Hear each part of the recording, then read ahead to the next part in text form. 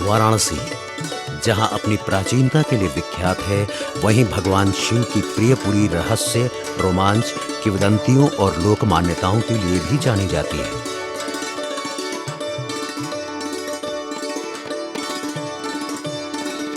शहर की गलियों से गुजरते हुए कई ऐसे तथ्य सामने आते हैं जिन पर सहसा विश्वास नहीं होता है। वाराणसी को मंदिरों का शहर कहा जाता है। हजारों की संख्या में मंदिर मौजूद हैं। ये मंदिर और टेढ़ी मेढ़ी गलियां एक दूसरे से जुड़ी हुई हैं, मानो एक दूसरे से तादात्म्य स्थापित की हुई हैं। वाराणसी में प्रसिद्ध काशी विश्वनाथ मंदिर के पास ही गंगा घाट की तरफ जाने वाली एक गली में एक ऐसा मंदिर है जिसे काशी करवट या काशी करवट मंदिर के रूप में जाना जाता है। काशी करवट मंदिर एक प्राचीन शिव मंदिर है। मंदिर का वातावरण शांतिपूर्ण है। इस मंदिर के बारे में स्थानीय लोगों को ही कुछ जानकारी है।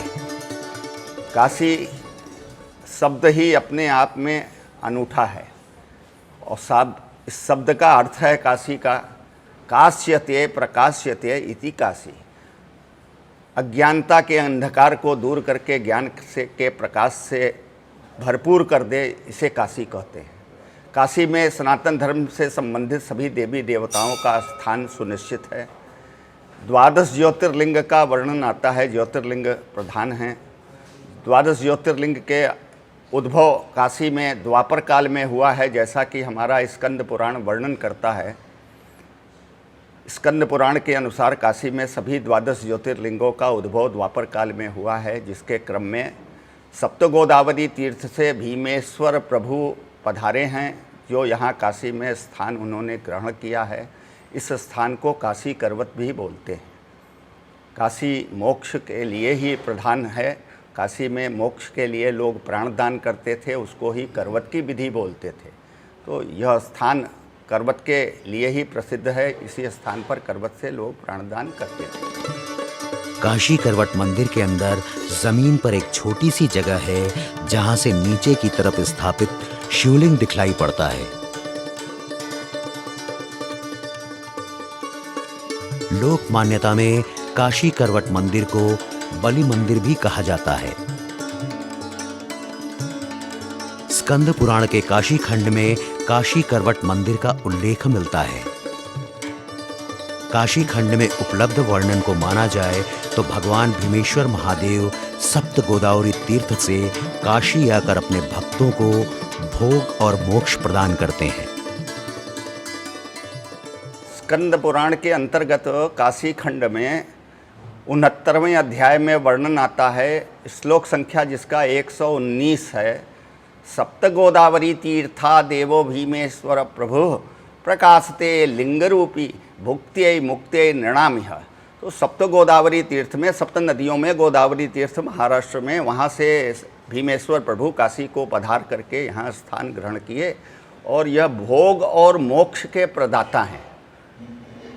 तो यह स्कंद पुराण में भीमेश्वर प्रभु का वर्णन है। और जैसा कि हमने पूर्व में वर्णित किया है कि काशी करवट, तो करवट शस्त्र को बोलते हैं, आरा बोलते हैं करवट को हिंदी में। तो काशी में मोक्ष के लिए द्वापर काल से ऐसी परंपरा थी कि लोग करवट से शिरच्छेद करके प्राणदान करते थे, जिसका उद्धरण हमको सत्यनारायण व्रत कथा में मिलता है। सत्यनारायण व्रत कथा भी रेवाखंड से आती है स्कंद पुराण के अंतर्गत। तो सत्यनारायण व्रत कथा के 5वें अध्याय में श्लोक आता है, धार्मिकः सत्यसंधश्च साधु मोरध्वजो भवत् देहार्धम क्रकचैश्चित्वा दत्वा मोक्षमवापः। साधु नाम का जो वैश्य वानिया था, उसका पुनर्जन्म हुआ और वह राजा मोरध्वज के नाम से प्रसिद्ध हुआ। मोरध्वज ने करवट से अपने शरीर को 2 भाग में करके काशी में प्राणदान किया भीमेश्वर प्रभु के निकट। इसीलिए इस स्थान को काशी करवट के नाम से जानते हैं। 7 मोक्षपुरियों में काशी की प्रधानता है। इसी कारण मोक्ष की कामना से भक्त और श्रद्धालु भगवान भीमेश्वर के सानिध्य में देह त्याग करना जीवन का लक्ष्य मानते रहे हैं। उस सभी प्रकार के 3 प्राणायामों द्वारा पुनः 2 प्राणायाम से और भी शोधन करके प्राणायाम द्वारा होकर ओंकार का न्यास करके तदंतर ओंकार का उच्चारण करके ओम प्रणव तथा अपान वायु के नियंत्रण करके ज्ञान मूर्ति द्वारा प्रणव के सभी अंगों का अल्पावित मानकर हे मुनियों, तीनों मुझे चौथा, अहंकार 5वां, तन्मात्राएं 5 अभूतों 5 ज्ञानेंद्रियां 5 कामेंद्रियां का शोधन करके पुनः भगवान शंकर का पूजन करना चाहिए। मंदिर का प्रवेश द्वार छोटा सा है। फर्श में टाइल्स लगे हैं, जिससे पता चलता है कि मंदिर का जीर्णोद्धार किया गया है। काशी करवत मंदिर में एक 56 विनायक के अंतर्गत आने वाले मोदादि पंच विनायक, जिनकी चर्चा जो है स्कंद पुराण में सबसे ज़्यादा मिलती है, उसमें मोद विनायक यहीं अवस्थित हैं। इन मोद विनायक जो है तमाम तरह की जो है यात्राएं, काशी में यात्राओं का बड़ा ही वर्णन है और जो है बड़ा ही उसका जो है विस्तृत उल्लेख किया गया है। तो सभी प्रकार की यात्राओं में जो सबसे महत्वपूर्ण 5 गणेश की जो है दर्शन की बात आती है, जो 56 विनायक में भी हैं पुराणोक्त, उनमें जो है मोद विनायक जो है यहीं पे अवस्थित हैं।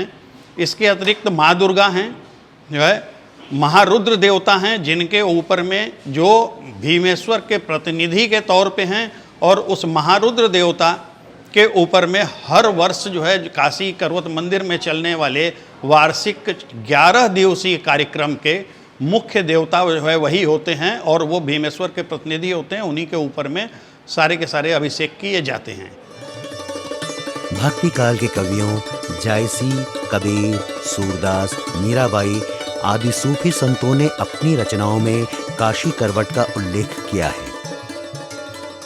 काशी में मोक्ष और मोक्ष स्थल काशी करवत, वो काशी करवत के विषय में भक्ति काव्य में जितने भी कवि लोग हुए हैं, उन सभी लोगों ने कहीं न कहीं अपने ग्रंथों में वर्णन किया है, जिसमें मीरा, सूर, कबीर, नानक, जायसी, दादू, रज्जब, ये जितने भी भक्ति काव्य के कवि रहे हैं, इस सभी लोगों ने वर्णन किया है। जिसमें मीरा का पद बहुत प्रसिद्ध है, लइहो करवत काशी अखिया हरि दर्शन को प्यासी। ये भगवान दर्शन नहीं दोगे तो हम काशी जा कर के करवत ले लेंगे, हमको मोक्ष होगा तो आपसे हमारा सानिध्य होगा। मीरा ने एक पद का और भी वर्णन किया, जब उनको भगवान कृष्ण का दर्शन हो गया उसके बाद उन्होंने वर्णन किया, कहा भयो तीरथ व्रत कीने, कहा लियो करवत काशी, यह संसार चहर की बासी, साझ पड़े उठी जासी। तो यह मीरा के अपने भाव रहे हैं कि दर्शन होने के पहले उन्होंने कहा कि हम करवत ले लेंगे, और दर्शन जब हो गया तो उन्होंने कहा कि तीरथ व्रत और काशी करवत यह सब लेने से क्या होता है, मोक्ष होता है, ईश्वर का सानिध्य होता है। यह सब हमको तो ऐसे ही हो गया, बगैर करवत लिए, बगैर कोई व्रत किए, बगैर कोई प्रयास किए, तो भगवान की ऐसी कृपा रही। इस तरीके से बहुत लोगों ने, जैसी ने भी बहुत वर्णन किया है, नानक देव ने वर्णन किया है, कबीर दास जी ने वर्णन किया है, रज्जब ने किया है। तो सभी भक्ति मार्ग के कवियों ने काशी करवत के बारे में अपना मंतव्य प्रस्तुत किया है अपने ग्रंथों में। स्कंद पुराण में उल्लिखित संदर्भों से ज्ञात होता है कि द्वापर काल में काशी में 12 ज्योतिर्लिंगों का उद्भव हुआ। जिस स्थान पर भीमेश्वर ज्योतिर्लिंग प्रकट हुए वह काशी करवट कहलाया। इस स्थान को द्वापर में श्री कृष्ण अवतार के पूर्व का माना जाता है। वर्तमान मंदिर को 18वीं सदी का बताया जाता है। काशी करवत मंदिर के बारे में जो भ्रांति है कि यहाँ पे है, यहाँ पे है, तो उस संदर्भ में जो है सबसे बड़ी बात यह है कि अहिल्याबाई होलकर के जो है साथ में आई हुई एक दासी के द्वारा बनवाया हुआ एक मंदिर रत्नेश्वर महादेव के नाम से जाना जाता है, जो एक विशेष कारण से तिरछा हो गया और लोगों को इस बात का जो है, ज़्यादातर लोगों को इस बात का जो है जानकारी नहीं है कि करवत नाम का भी हिंदी का कोई एक शब्द है। तो वो स्वयं से करवत नाम सुन करके करवट जो है उच्चारण करते हैं और करवट ही समझते हैं। 1820 में हम लोगों के यहाँ मिस्टर वाटसन थे, जो शेरिंग ने अपनी पुस्तक में जो है वर्णन किया, जो वाराणसी के डीएम के तौर पे थे, जिन्होंने रत्नेश्वर महादेव नाम समझ करके रत्न उसमें से मिलेगा इस वजह से उसको जो है नींव को जो है खोद दिया, जिसकी वजह से जो है वो पूरा का पूरा एरिया जो है ध्वस्त हो गया था, टेढ़ा हो गया पूरा घाट।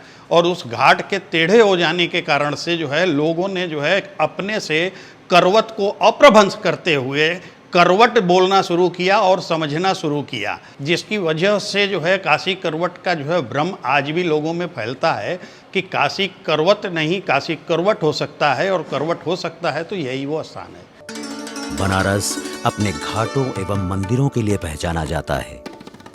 बहुतेरे छोटे छोटे मंदिर भी लोगों की जिज्ञासा और आकर्षण का केंद्र बने हुए हैं, और इसी कारण बनारस पूरी दुनिया का ध्यान सदियों से अपनी ओर खींचता रहा है।